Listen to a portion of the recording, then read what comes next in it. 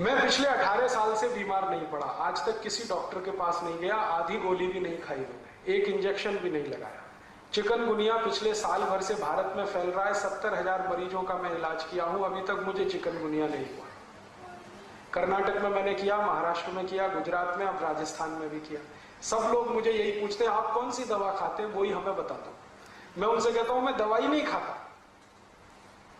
लेकिन मैं आयुर्वेद के सभी नियमों का बहुत कट्टरता से पालन करता हूं। सवेरे उठने पर पानी नहीं मिला तो उतनी देर में टॉयलेट में नहीं जाता, मिलेगा पानी तभी जाऊंगा, और उठते ही पानी पीता हूं, मुंह भी नहीं धोता, दांत भी साफ नहीं करता, रात को दांत साफ करके सो जाता हूं।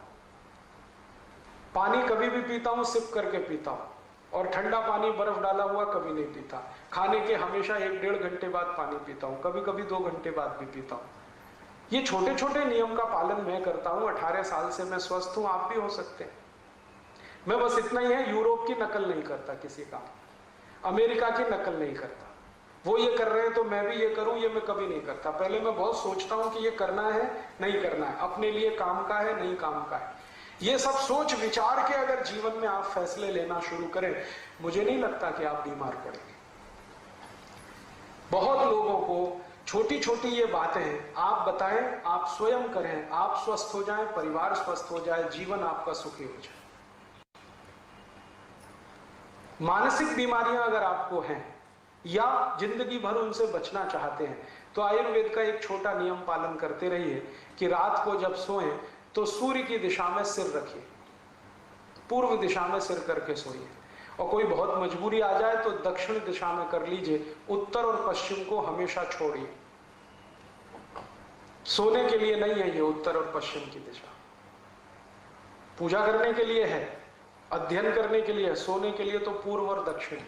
जितने दिन आप पूर्व की तरफ सिर करके सोते रहेंगे, कभी भी आपको मानसिक बीमारियां नहीं आएंगी, और कम से कम नींद नहीं आने की जो बीमारियां हैं वो खत्म हो जाएंगी, अपने आप खत्म हो जाएंगी।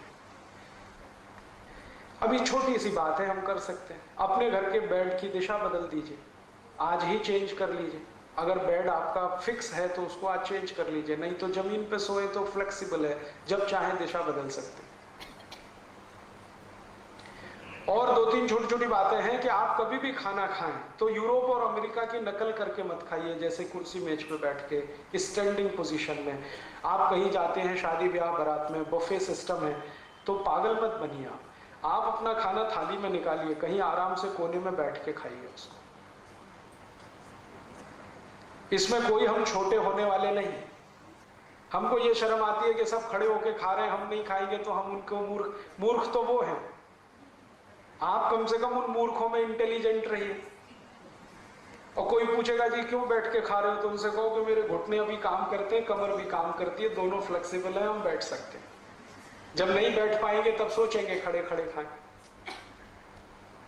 तो घर में डाइनिंग टेबल पे खाना ना खा के जमीन पे बैठ के खाएं। भारत में सबसे अच्छे खाने की पद्धति है सुख आसन में बैठ के खाना, और खाने के बाद 10 मिनट कम से कम वज्रासन जरूर करें, दोपहर को हो या शाम को। और दोपहर के खाने के बाद 20 मिनट विश्राम करें, पहले 10 मिनट वज्रासन, फिर 20 मिनट विश्राम। और रात को अगर खाना खाया तो 10 मिनट का वज्र सकते हैं। जब नहीं बैठ पाएंगे तब सोचेंगे खड़े खड़े खाएं।